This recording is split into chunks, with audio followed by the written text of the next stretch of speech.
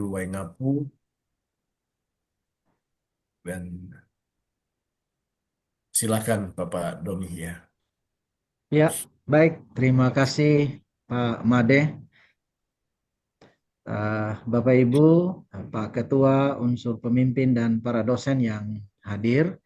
Saya akan menyampaikan beberapa hal yang merupakan rekomendasi kami sebagai tim asesor. Ya, sekali lagi bahwa rekomendasi yang kami berikan ini semata-mata untuk pengembangan kampus ini ke depan. Ya, tadi sudah disampaikan oleh Pak Made, ya kami harapkan untuk ditindaklanjuti.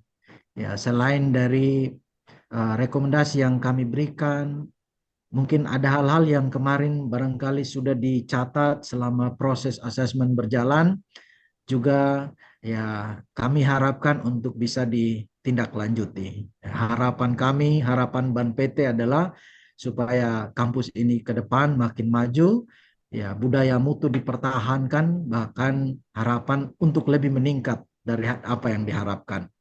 Jadi saya akan menyampaikan rekomendasi secara berturut-turut dari kriteria 1 sampai yang ke-9. Yang pertama adalah bahwa kami telah melihat bahwa institusi ini telah memiliki visi.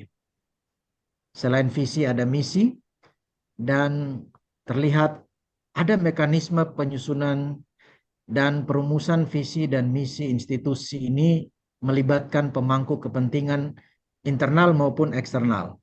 Nah, ini kami mengapresiasi untuk langkah yang sudah dibuat. Karena itu sebagai rekomendasi kami tim asesor, kami mengharapkan agar visi unggul yang sudah tertera di dalam visi institusi ini dapat diwujudkan secara terukur dan juga realistis dalam pelaksanaan Tridharma. Dan perwujudan visi ini juga mampu menjadikan kampus ini atau lembaga ini menunjukkan terpeliharanya budaya mutu secara konsisten dan dapat meningkatkan ketertarikan calon mahasiswa baru ataupun ketertarikan masyarakat gereja kepada kampus ini.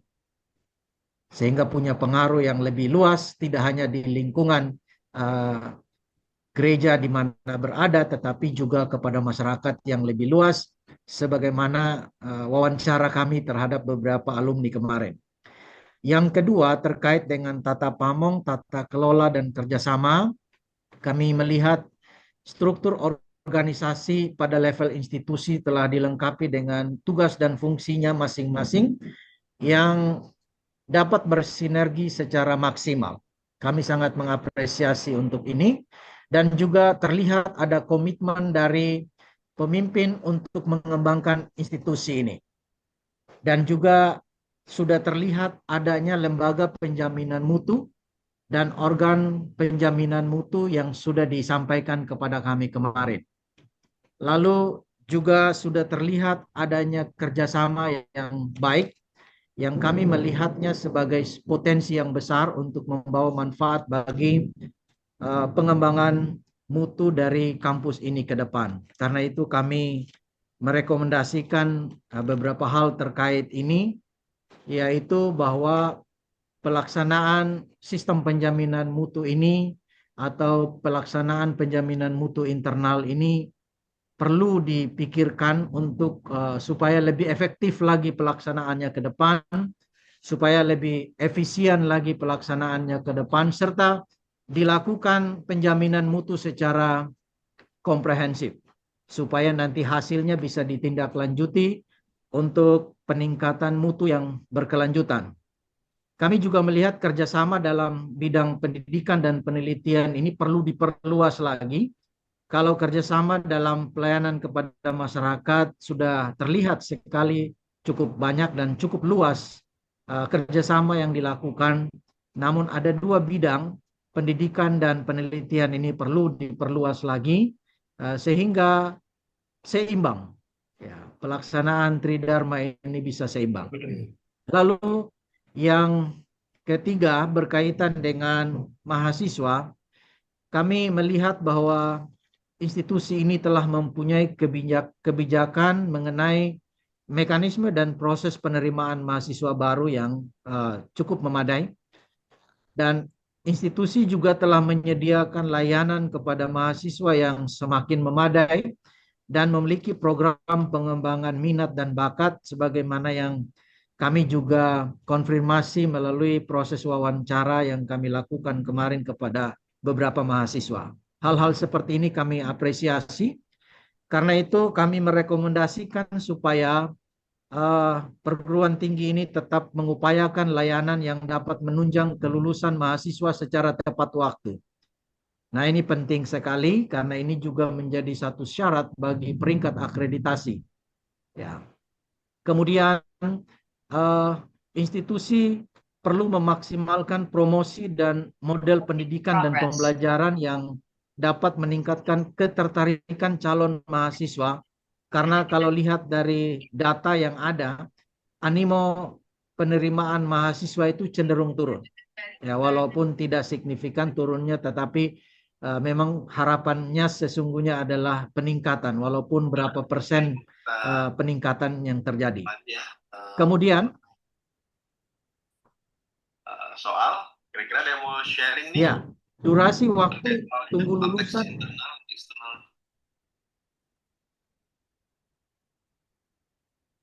Ya, durasi waktu tunggu lulusan untuk mendapatkan pekerjaan setelah lulus juga kalau kita lihat dari data yang ada relatif lambat. Ya, jadi kalau lihat dari data ya, tapi kalau lihat dari wawancara atau dari hasil wawancara kemarin sudah ada penjelasan bahwa mahasiswa tidak lama menunggu untuk mendapatkan pekerjaan. Tapi hal ini menjadi pertimbangan atau menjadi tindak lanjut yang harus dilakukan oleh perguruan tinggi ke depan. Kemudian yang berkaitan dengan sumber daya manusia, tentu kami sangat mengapresiasi akan kecukupan dosen yang ada pada institusi. Dari dua prodi yang ada, prodi teologi dan pendidikan agama Kristen, terdapat 19 orang dosen yang mengajar di sana. Nah, kita sangat mengapresiasi ini dan juga terlihat akan komitmen dosen dalam mengembangkan institusi ini melalui pendidikan, pengajaran, penelitian, dan PKM. Kami setelah melihat beberapa data kembali, ternyata ada beberapa dosen yang sesungguhnya sangat memiliki kompetensi, kapabilitas yang hebat sekali. Kalau saya lihat di beberapa data ini ada Ibu siapa? Ibu Adelvia ya, sebagai tenaga ahli di DPR RI. Dan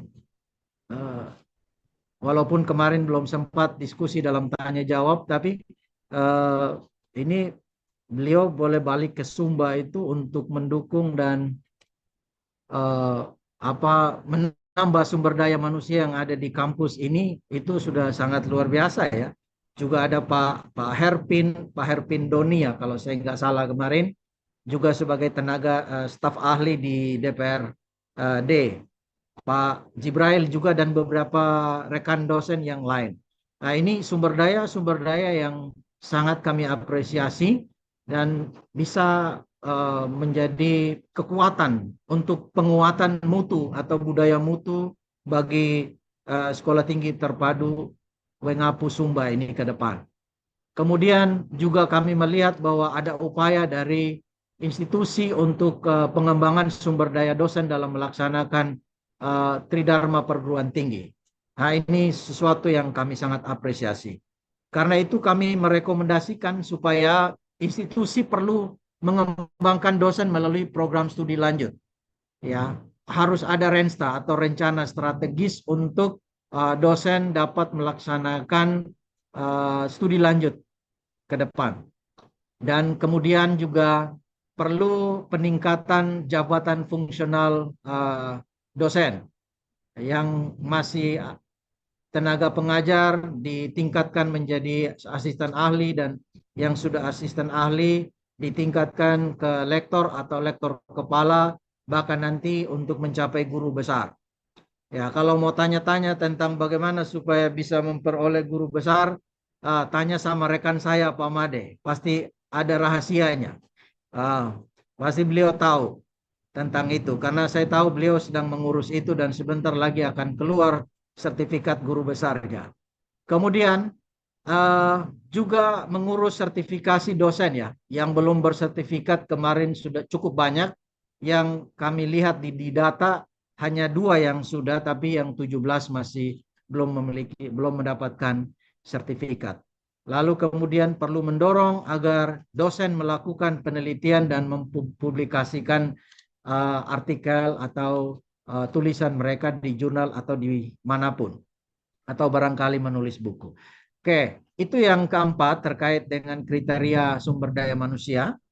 Kemudian yang terkait dengan kriteria keuangan sarana dan prasarana, kami tentu mengapresiasi bahwa institusi ini telah memiliki kebijakan dalam pengelolaan keuangan yang mencakup perencanaan sumber-sumber keuangan, pengalokasian, realisasi, dan pertanggungjawaban. Ya, kami juga mendengar dari laporan wawancara kemarin dan beberapa diskusi kita bahwa sarana prasarana yang ada saat ini cukup untuk penyelenggaraan Tridharma perguruan tinggi, juga memiliki sumber dana dari donatur gereja, ya, dan ketersediaan sarana prasarana yang menunjang kegiatan proses belajar mengajar yang efektif ke depan. Karena itu rekomendasi kami adalah yang pertama terkait dengan bidang penelitian. Kalau kemarin kami tidak salah dengar, Pak Ketua sudah menyampaikan bahwa ada alokasi dana yang sudah disiapkan untuk penelitian. Kalau saya nggak salah 3 juta ya sudah dipersiapkan untuk satu artikel. Jadi kalau alokasi dana ini sudah disiapkan, maka tentu nanti harus perlu dibuktikan dengan kinerja penelitian atau hasil penelitian. So kadang-kadang ada dananya tetapi tidak terlihat hasil, ya, hasil dari dana penelitian itu kan juga menjadi pertanyaan. Jadi perlu ada dana dan juga ada hasil yang diperoleh ke depan. Kalau hari ini ya belum, tapi ke depan kami mendorong, kami merekomendasikan untuk diperhatikan. Kemudian penjaminan mutu dalam hal keuangan agar dilaksanakan dengan sistem audit mutu internal yang efektif dan efisien. Terkait dengan hal berikut adalah tentang bidang pendidikan.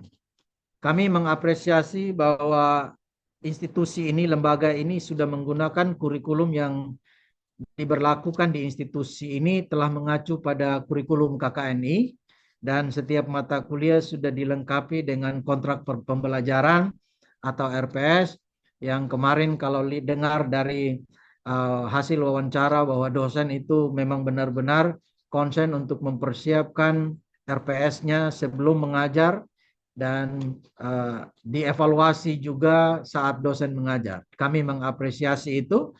Dan hasil monitoring dan evaluasi proses belajar mengajar di institusi ini juga sudah dilakukan pengukuran, evaluasi, meskipun dilakukan melalui pengedaran angket atau survei yang dilakukan kepada mahasiswa, agar mahasiswa bisa memberikan penilaian kepada dosen.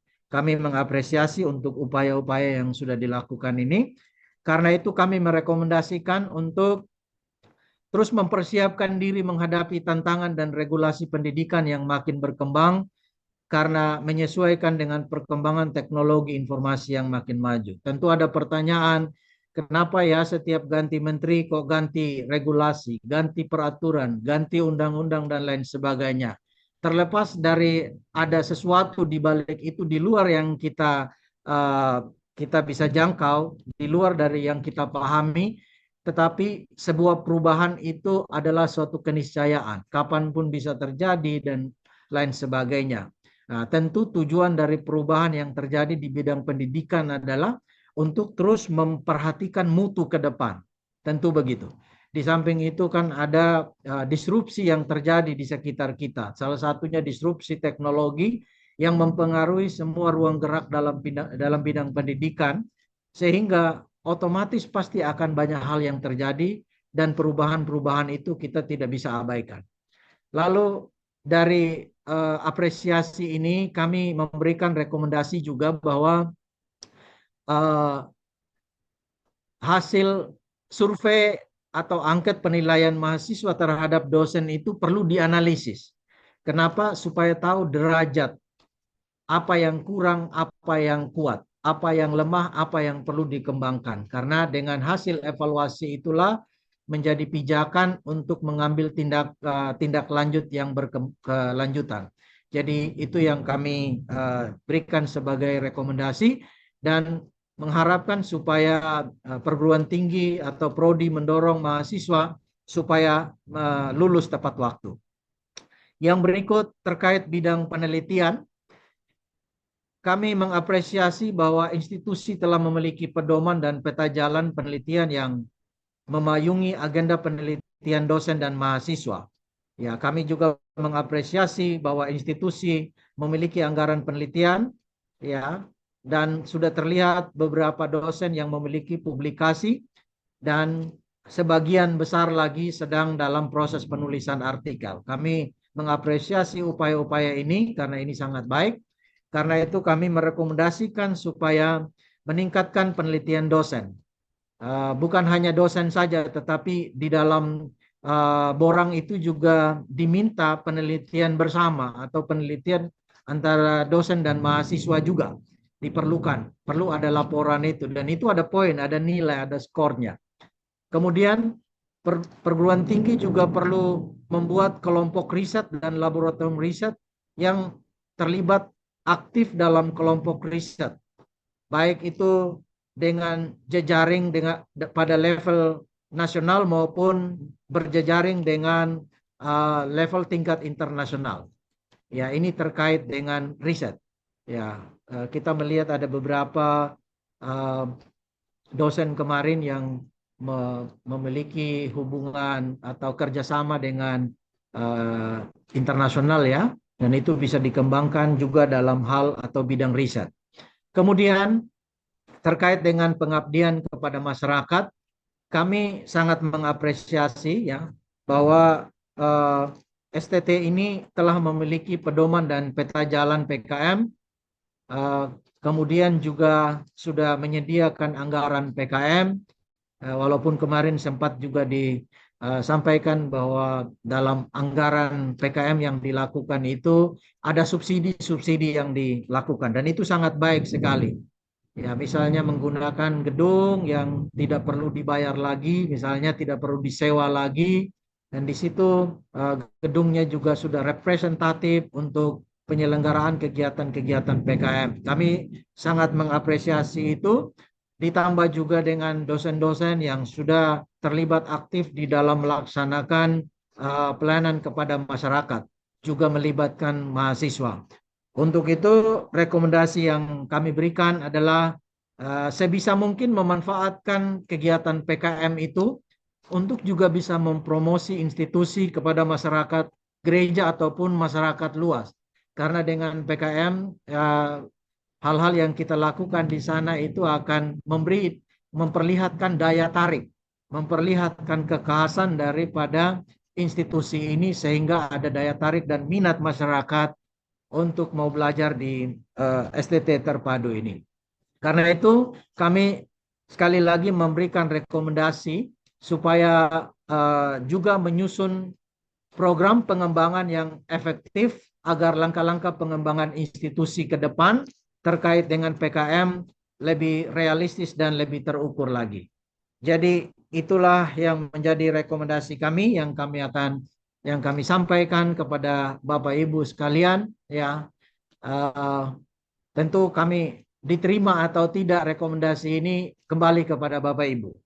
Ya.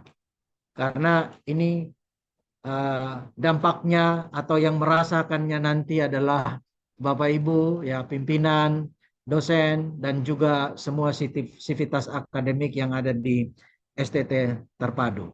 Demikian rekomendasi yang saya bisa sampaikan ya bersama dengan rekan saya Pak Made yang sudah melaksanakan kegiatan asesmen lapangan di tempat Bapak Ibu. Tuhan memberkati, maju terus. Salam. Demikian Pak Made dari saya. Baik, terima kasih Bapak Doni. Baik, saya tambahkan satu hal saja ya. Hmm, Bagi saya ini sangat penting ya, yang saya telaah selama 2 hari ini dan proses asesmen,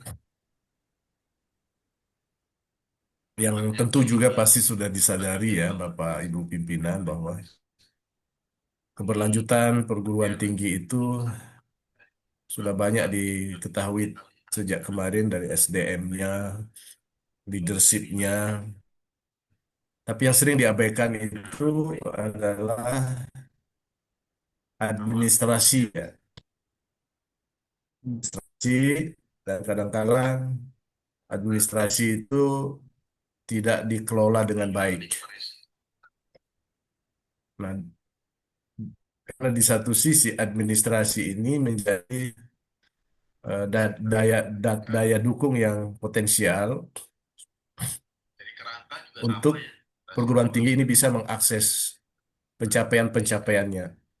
Baik dosen mau ke Jafung, dosen mau ke LK, ke guru besar, prodi mau terakreditasi, pengurusan apa namanya, hal-hal lainnya. Karena itu sangat perlu ya, mendesak ini kampus harus sudah membangun pusat data. Jadi pusat data kelembagaan.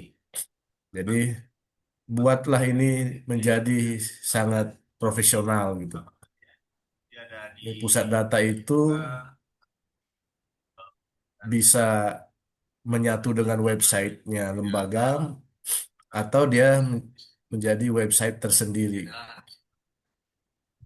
Untuk ke depan nanti semua menjadi berjalan dengan konsep digitalisasi. Ya, tidak akan kesulitan. Sampai kapanpun pusat data itu sangat menolong.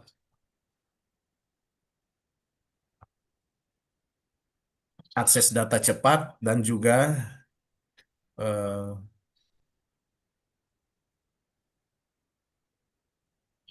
apa, kesiapan untuk memastikan bahwa ketersediaan data itu sangat baik. Jadi pusat data ini harus dikelola secara kelembagaan. Pusat data pada program studi, pusat data pada lembaga. Yang di dalamnya juga sudah memuat tentang portofolio dosen, tendik, dan kemahasiswaan. Jadi memang berat pekerjaan untuk membangun pusat data itu. Tapi kalau tidak dikerjakan, maka kita akan selalu kocar-kacir terkait dengan data kita. Data itu penting, karena itu pusat data itu harus dibuat secara bertahap. Ya. Malah kalau portofolio dosen itu bisa juga dikaitkan dengan tridharmanya yang memuat apa, capaian SDGs-nya. Kalau SDGs-nya sudah ada pada portofolio dosen, maka kampus itu pasti masuk masuk ke daya saing global. Mengapa? Karena SDGs ini yang kemudian terukurkan pada daya saing kinerja dosen. Misalnya tentang lingkungan hidup, ya. Berapa dosen-dosen punya jurnal, tulisan, penelitian yang terpublikasi, yang diselesaikan, yang menyoal tentang lingkungan hidup. Nah, sehingga kalau ada peneliti-peneliti dari lembaga lain, bahkan dari luar negeri, ingin meneliti tentang lingkungan hidup di Sumba, maka dosen-dosen STT terpadu ini menjadi rekomendasi untuk tim penelitian, atau dirujuk karya penelitiannya sebagai eh, rujukan awal. Itu apa, kekuatannya ketika kita membuat pusat data dan menampilkan portofolio dosen yang dilengkapi dengan capaian SDGs-nya. Jadi memang sulit karena harus meng-create. Tapi bagi rekan-rekan yang sudah terbiasa bekerja di IT, sistem digitalisasi ini sangat mudah ya. Sehingga untuk akses data dan juga keamanan data ya, daripada data manual-manual semua kadang sulit ya. Mencari sulit dan juga menyimpannya sulit. Baik, itu saja tambahan dari saya, karena ini Ya, sangat penting ya saya perhatikan terkait apa pusat data hampir semua ya, bukan hanya di STT terpadu, tapi berbagai perguruan tinggi masih bergumul terkait dengan pusat data mereka. Ya. Baik, demikian Bapak Ibu, kita akan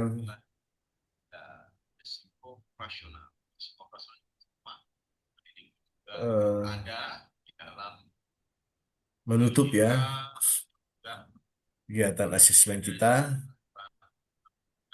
Sebelum saya menutup, mungkin ada hal-hal yang disampaikan oleh pimpinan Bapak Ketua atau pimpinan lainnya, silahkan. Ya, baik Bapak, terima kasih. Eh, dalam pelaksanaan asesmen lapangan dari hari kemarin hingga saat ini, kami mengucapkan banyak-banyak terima kasih. Mungkin banyak